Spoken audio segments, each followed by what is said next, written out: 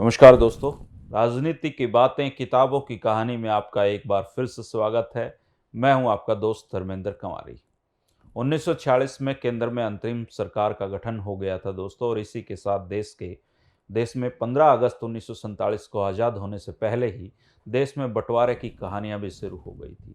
देश के बंटवारे में लाखों लोगों को जगह बदलनी पड़ी, घर बार छोड़ने पड़े, और समुदायों के बीच फैली नफरत की वजह से लाखों बेकसूरों की हत्या हुई। और इसके लिए जिन्ना की अलग पाकिस्तान की जिद ही जिम्मेदार थी।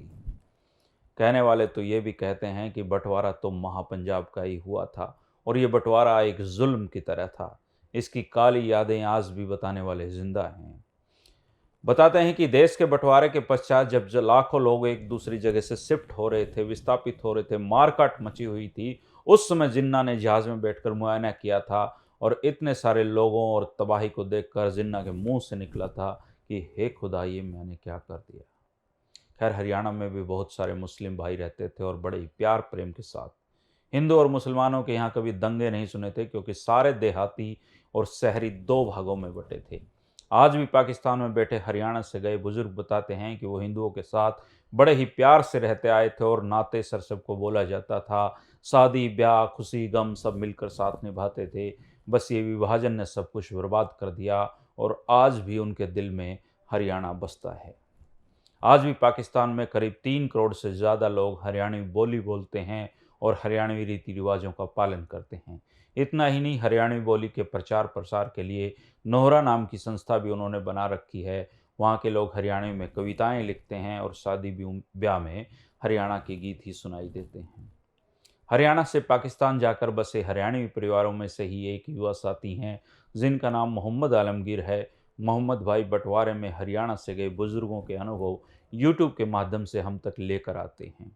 आप यूट्यूब पर उनके चैनल को फॉलो कर सकते हैं और हरियाणवी बुजुर्गों को सुन सकते हैं, और इससे आपको पता चलेगा कि बंटवारे तक हम कितने प्यार प्रेम से हरियाणा में रहते आए थे, और कैसे आज भी हरियाणा के प्रति उनका दिल पाकिस्तान में बैठकर भी धड़कता है। असल में पाकिस्तान बनने से पहले महापंजाब में एक तरह से दो ही जातियां थी, एक देहाती और दूसरी शहरी। देहाती लोगों का समर्थन सर सिकंदर हयात खां और सर छोटूराम की बनाई जमींदारा पार्टी को था, तो वहीं शहरी लोगों के वोट कांग्रेस को मिलते थे।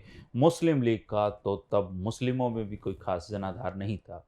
लेकिन विभाजन की काली छाया जब हरियाणा पर मंडराई, तो देहातियों और के बीच जो प्रेम का बंधन था वो टूट गया, और एक दूसरे के बीच धर्म आ खड़ा हुआ।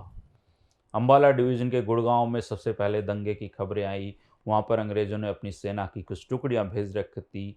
कहा जाता है कि यही टुकड़ियां मुसलमानों को इशारा कर रही थी कि वो मारकाट मचाएं, ताकि जिन्ना के अलग पाकिस्तान के सपने को अंग्रेज़ पूरा कर सकें।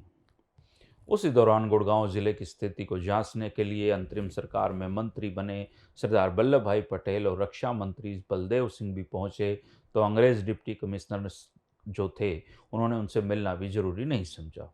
इस दौरान मेवात से लगे कुछ हिंदू गांवों को जलाने और टीकरी कला तक पहुंचने के समाचार मिलने लगे। इनमें से अफवाहें ज़्यादा थी। वहां के लोग अपने घर परिवारों के साथ उजड़कर साथ लगते जिलों में आ गए। तब पटेल जी और बिरला जी की सहायता से हरियाणा के आर्य समाजियों ने वहां हिंदू परिवारों को अनाज भिजवाया था। इसी बीच हरियाणा क्षेत्र में एक बहुत बड़ा प्रश्न आ खड़ा हुआ, ऐसे लोगों का जो बंटवारे के बाद पाकिस्तान नहीं जाना चाहते थे। ये लोग थे मूले जाट और मूले राजपूत। सबसे पहले मूले जाटों की बात करते हैं। ये औरंगजेब के समय हिंदू धर्म से मुस्लिम धर्म में परिवर्तित हुए थे, लेकिन गोत और रीति रिवाज कहाँ बदलते हैं। गांव में एक साथ ही हिंदू और मुसलमान जाट रहते आए थे। भय के इस माहौल में झज्जर में मूले जाटों के मोअज़्ज़ज़ आदमी प्रोफेसर शेर सिंह से मिले और कहा कि वो किसी भी कीमत पर पाकिस्तान नहीं जाना चाहते हैं, और अब हिंदू बनकर ही यहाँ रहना चाहते हैं। आप कोई रास्ता निकालिए। इसके बाद प्रोफेसर शेर सिंह ने आर्य समाजी सन्यासियों से चर्चा करने के बाद आचार्य भगवान देव ने एक शुद्धि अभियान तब चलाया, और हिंदू जाटों में मूले जाटों को सम्मिलित कर लिया, और रोटी बेटी का व्यवहार भी करवाया गया। बताते हैं कि ये तब अच्छी खासी संख्या थी भारत में रहने वाले मूले जाटों की, जो हिंदू जाट बन गए थे। इसके बाद बावजूद पाकिस्तान जाने वालों की संख्या के सामने ये कुछ भी नहीं थी। इस बात की जानकारी जब पंवार गोत्र के राजपूत मुसलमानों को लगी तो वो भी प्रोफेसर साहब से आकर मिले और इसी प्रक्रिया से हिंदू धर्म में सम्मिलित कराने और भारत में रहने देने की मांग रखी। रोहतक जिले में उस समय राजपूत मुसलमान भी खूब रहते थे और उनमें से अधिकतर का जो गोत्र था वो पंवार होता था। उन्होंने कहा कि हम भी मूले जाटों की तरह स्वेच्छा से हिंदू धर्म में लौटना चाहते हैं। गंभीरता से चिंतन मनन करने के बाद प्रोफेसर शेर सिंह ने बरानी वाले ठाकुर हरफुल सिंह से संपर्क किया। ठाकुर हरफुल सिंह ने बोंद गांव में हिंदू राजपूतों की एक पंचायत बुलाई और सारी स्थिति स्पष्ट कर दी। उपस्थित पंचायतियों ने फैसला लिया कि ये बीकानेर के महाराज से इस संबंध में राय मांगकर फैसला लेंगे। उसी के बाद हिंदू राजपूतों में मुस्लिम राजपूतों को मिलाया जा सकता है। अब ये पेश वहाँ पर फंस गया था। अंत तक बीकानेर के महाराज की कोई राय नहीं आ पाई और हरियाणा के मुसलमान राजपूतों को जो अपना सब कुछ छोड़कर पाकिस्तान जाना पड़ा। अगर ये फैसला उस समय होता तो ये हिंदू धर्म में शामिल होकर रोहतक जिले में ही रह जाते। कल के वीडियो में दोस्तों हम चर्चा करेंगे कि कैसे बंटवारे के बाद पाकिस्तान जाते हुए दुजाना के नवाब ने पजामे की जगह कुर्ता पहन लिया था। बहुत राजनीति के रोचक प्रसंग हैं दोस्तों। इनका सिलसिला चलता रहेगा 3 बजे रोजाना राजनीति की बातों में। अगर आपको वीडियो पसंद आए तो लाइक करके शाबाशी दे दिया करें, कमेंट कर दिया करें और चैनल को सब्सक्राइब नहीं किया है तो चैनल को सब्सक्राइब कर दें।